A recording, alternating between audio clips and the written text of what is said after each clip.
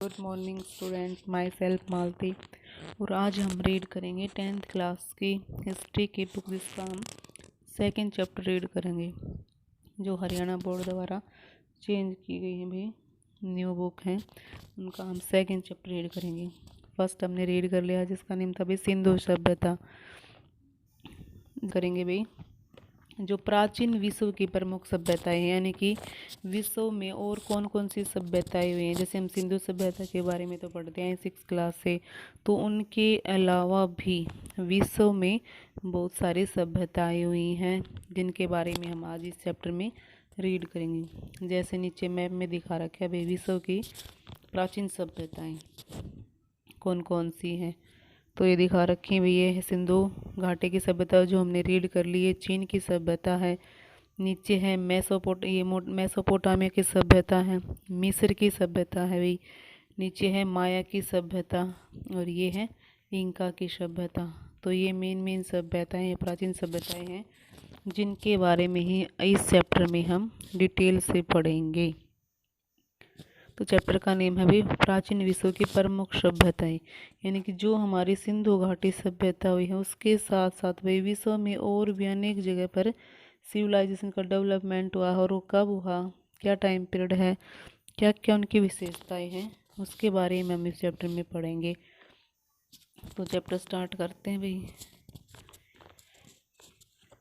मानव उसकी सभ्यता का उद्भव एवं विकास एक रोचक कहानी, यानी कि एक इंटरेस्टिंग कहानी है। इन सभ्यताओं का बहुत बड़ा भाग अतीत के घने कोहरे में छिपा हुआ है।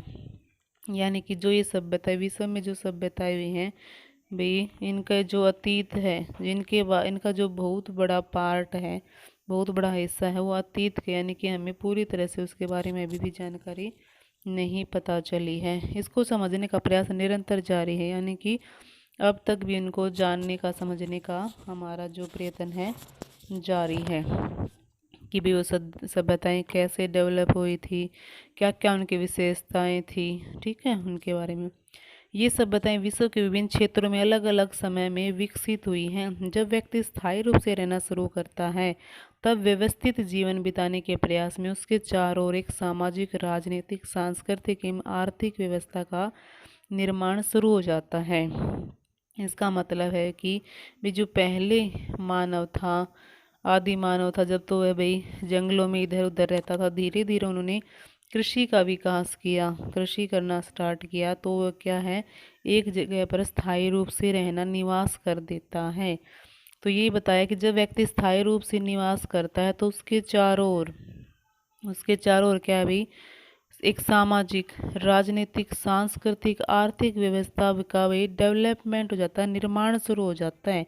तो उसी व्यवस्था को क्या बोलते हैं, सभ्यता बोलते हैं, यानी कि सभ्यता का निर्माण बोलते हैं। जिन सभ्यता की जानकारी आज तक प्राप्त हुई है, उन सभ्यताओं का वर्णन निम्न प्रकार से है। तो भाई ये मैप में हमने देख ली थी, ये विश्व की प्राचीन सभ्यताएं हैं, जिनकी जानकारी हमें प्राप्त हुई है। फर्स्ट पढ़ेंगे भाई मिस्र की सभ्यता, जो कहाँ पड़ती है, जो ये अफ्रीका के नॉर्थ में, अफ्रीका के भाई इधर डायरेक्शन में, पूर्व डायरेक्शन में इधर पड़ती है, ठीक है। तो मिस्र की सभ्यता का विकास लगभग कितने साल पहले भी 7000 वर्ष पूर्व हो गया था। प्राचीन काल में मिस्र छोटे छोटे राज्यों में बटा हुआ था, यानी कि पहले के टाइम पीरियड में ये छोटे छोटे राज्यों में बटा हुआ था। लगभग 4000 ईस्वी पूर्व ये राज्य संयुक्त होकर 2 राज्यों में संगठित हो गए, यानी कि जो ये छोटे छोटे राज्य थे भी क्या हो गए, बाद में एक संयुक्त होकर 2 राज्यों में विभक्त हो गई। पहला उत्तर मिस्र, अथवा जो पहला पार्ट क्या बन गया भाई, उत्तर मिस्र बोलते हैं, जो नील नदी के मुहाने पर, ये नील नदी है, इसके मुहाने का राज्य। और दूसरा जो दक्षिण मिस्र बोलते हैं, अथवा नील नदी के घाटी का राज्य। जो उत्तर मिस्र है भाई की राजधानी, कैपिटल क्या थी भाई इनकी, बूटो है, और राज चिन्ह उनका क्या था भाई, मधुमक्खी था भाई। ये दोनों वर्ड इंपॉर्टेंट है, अगर 10th क्लास में 1 वर्ड के क्वेश्चन पूछे जाते हैं, तो इनमें से ये आ सकते हैं कि उत्तर मिस्र की राजधानी क्या थी और उनका राज चिन्ह क्या था। नेक्स्ट है भाई दक्षिण मिस्र की राजधानी बताया है पेखेबे व राज चिन्ह था पेपाइरस का गुच्छा था। तो ये इंपॉर्टेंट लाइनें भाई याद कर लेना, वन वर्ड में भी आ सकती हैं, एमसीक्यू में भी। नेक्स्ट है मेना या मिनीस नामक राजा ने 3400 ईस्वी पूर्व में इन दोनों राज्यों को मिलाकर संपूर्ण मिस्र को अपने अधीन कर लिया। यानी कि जो ये दो राज्य बनाए थे तो उनको भी क्या है, मेना या मिनीस नामक राजा ने 3400 ईस्वी पूर्व में भी क्या कर लिया, राज्यों को मिलाकर संपूर्ण मिस्र को अपने अधीन कर लिया।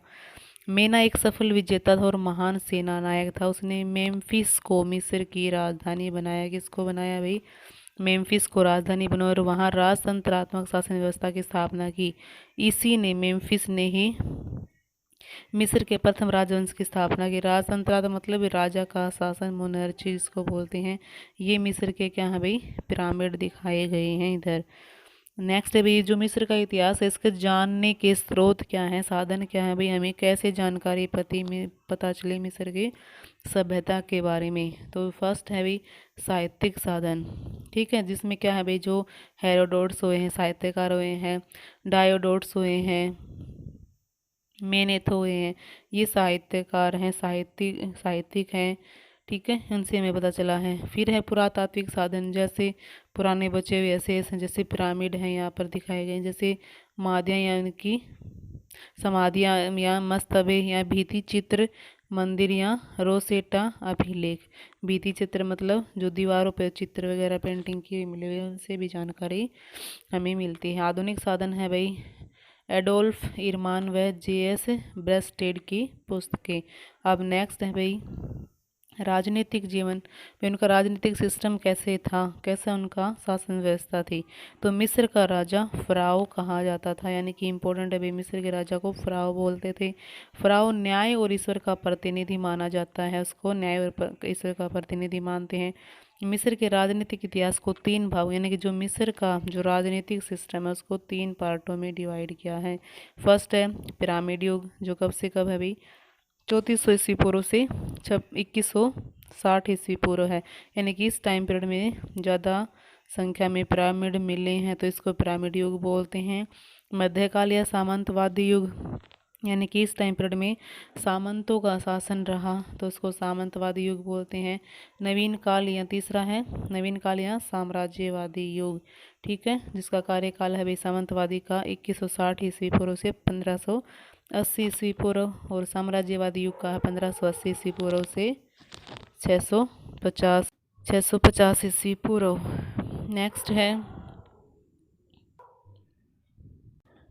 है भाई अभी तीनों पार्टों के बारे में पढ़ेंगे जो हमने पढ़े हैं कि 3 तरह से डिवीजन था राजनीतिक। फर्स्ट था पिरामिड युग, तो ये भाई साइड में दिखा रखा है गीजा का पिरामिड, यानी कि यहाँ मिस्र की सभ्यता का ये फेमस पिरामिड है जो आज तक भी स्थिर है भाई।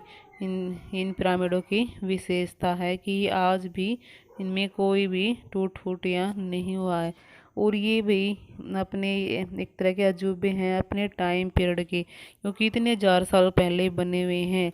ऐसा अनुमान कि उस टाइम में ऐसा कोई सिस्टम नहीं था भाई, जैसे आज हमारे इतनी टेक्नोलॉजी आ चुकी है या इतनी मशीनें हैं, तब भी हम उस टाइम तो ये सब कुछ नहीं था। और तब भी क्या किया गया भाई, इतने भारी पत्थर जो बड़े बड़े पत्थर हैं उनसे ये पिरामिड बनाए हुए हैं, जिनको जो आज हमारे आधुनिक मशीनें हैं वो अब भी नहीं उठा सकती भाई, इतने भारी ये पत्थरों से बनाए हुए हैं। तो इसलिए ये अजूबे के रूप में हैं जो आज भी एज इट इज वहाँ पर स्थित हैं। तो पढ़ते हैं भाई पिरामिड युग। इस युग में 6 राजवंशों ने शासन किया। इनमें प्रमुख शासक थे नरमेर हैं, अट्टा है, जोसर है, इमोहेटेप है, खूफू है, यूसरे काफ है या खाफरे आदि हैं। ये भी थोड़े से राजवंशों के नाम अजीब से हैं, क्योंकि हमारे जो अभ्यास है अभी तक जो अभ्यास की पुस्तकें थे हिस्ट्री की उनमें इन राजाओं का या इन सभ्यताओं का डिटेल से वर्णन नहीं था। लेकिन अब जो इतिहास की न्यू बुक चेंज हुई है हरियाणा बोर्ड की, तो इनमें थोड़ी सी डिटेल दे रखी है, तो हमें रीड उनको पढ़ना पड़ेगा। इन फराव मतलब राजाओं ने विशाल पत्थरों के गगनचुंबी पिरामिडों जो त्रिभुजाकार समाधियों का निर्माण करवाया। मिस्र की आधुनिक राजधानी क्या भी काहिरा के दक्षिण में मेम्फिस नामक नगर के पास आज भी 70 पिरामिड मौजूद हैं। मिस्र में पिरामिडों को बनाने का श्रेय किसको दिया जाता है भाई? इमोहेटेप को जाता है, जो तीसरे राजवंश फराओ जोसर का वजीर था। इनकी रचना मिस्र के लोगों ने अपने राज्य और उसके प्रत्येक फराओं के अनस्वरता एवं गौरव को अभिव्यक्त करने के लिए की थी। यानी कि इन्होंने जो पिरामिडों की भी रचना की है, ये अपने राजा को शान शौकत दिखाने के लिए की है। एनस्वर मतलब कभी भी नष्ट न होने वाला है। तो मिस्र के शासक सूर्य देवता को अपना इष्ट देवता मानते थे, अतः उन्होंने सूर्य को प्रसन्न करने के लिए विशाल पिरामिडों का निर्माण करवाया। पिरामिडों के निर्माण का उद्देश्य धार्मिक पवित्रता थी, लोगों को रोजगार देना भी इनका उद्देश्य, यानी कि पिरामिडों को बनाने के भी ये उद्देश्य रहे होंगे, ऐसी मान्यताएं हैं। लास्ट है भी अपनी संस्कृति को दीर्घायु करने का भी उद्देश्य रहा होगा, यानी कि अपनी संस्कृति को ऐसा माना कि उन्होंने अपनी संस्कृति को भी हजारों सालों तक वो बनी रहे, इसके लिए भी ऐसे मजबूत पिरामिडों का निर्माण किया होगा। ये मिस्र की भी क्या है, लिपि दे रखी है भाई, मिस्र की लिपि। नेक्स्ट है सामंतवादी युग। फर्स्ट था पिरामिडवादी युग था, जिसमें पिरामिड था उस टाइम पीरियड में ज़्यादा बने हुए हैं, तो इसको पिरामिड युग बोलते हैं। नेक्स्ट सामंतवादी युग, जो भी 2160 ईस्वी पूर्व से 1580 ईस्वी पूर्व तक रहा। तो सामंतवादी युग में 5 राजवंशों ने शासन किया, इनमें से प्रमुख शासक थे भी इंटेमेतु होतेप हैं, अमंते होतेप हैं, सेनवो से या सरेत आदि। इस युग में मिस्र अनेक छोटे छोटे राज्यों में भी क्या हो गया था भाई, विभक्त हो गया था और राज्य शक्ति सामंतों के हाथ में आ गई थी। सामंतों की प्रतिस्पर्धा के कारण प्रत्येक जागीर का चहुमुखी विकास हुआ। इस समय मकबरों का निर्माण हुआ और व्यापार तथा कृषि का विकास हुआ, जिसके फलस्वरूप उनके नगर सभ्यता के भी केंद्र बन गए। ये सामंत क्या करने लगे भी, आपस में झगड़ते रहते थे, चारों ओर अशांति थी, अराजकता व्याप्त थी। ऐसे में क्या हुआ भाई, सीरिया के हिकास उनके पास में, यानी कि मिस्र के पास में पूर्व के डायरेक्शन में पड़ता है। सीरिया के हिकास लोगों ने मिस्र पर अधिकार कर लिया। ये स्थायी जनता का शोषण करने लगे, जिससे आम जनता को हिकासस लोगों से घृणा हो गई और अंत में थीब्स के सामंत एमोसिस ने हिकासस को लोगों को मिस्र से मार भगाया और स्वयं शासक करने लगा। और आने वाले वंशों के शासक कठपुतले थे, यानी कि और जो भी राजा हुए भी वो कठपुतले बनकर रहे। नेक्स्ट है साम्राज्यवादी युग, जो भी था 1580 ईस्वी पूर्व से 650 ईस्वी पूर्व। इस युग का प्रारंभ 18वें राजवंश यानी कि 18वां राजवंश चल रहा था भाई, अमेनहोटेप द्वारा सामंतों की शक्ति को भी समाप्त कर दिया। जो ऊपर सामंतों का शासन चल रहा था उनको समाप्त करके एक सुसंगठित शासन व्यवस्था की स्थापना हुई। इस काल में जनता भी सुखी और समृद्ध थी। इस युग में कई राजवंशों ने शासन किया, इनमें प्रमुख थे भाई अमेनहोटेप द्वितीय, अहमोज प्रथम, थुटमोस प्रथम या अमेनहोटेप तृतीय। ये हाथशेप्सुत यानी कि महिला शासिका थी भी ये आदि थे, जिन्होंने मिस्र को आर्थिक, सामाजिक, राजनीतिक व सांस्कृतिक ऊंचाइयों तक पहुंचाया। मिस्र में लगभग 31 राजवंशों ने 3100 वर्षों तक क्या किया भी, शासन किया। अंत में 332 ईस्वी पूर्व में यूनान के शासक सिकंदर, जिसके बारे में हम सब ने सुन रखा है भी, उसकी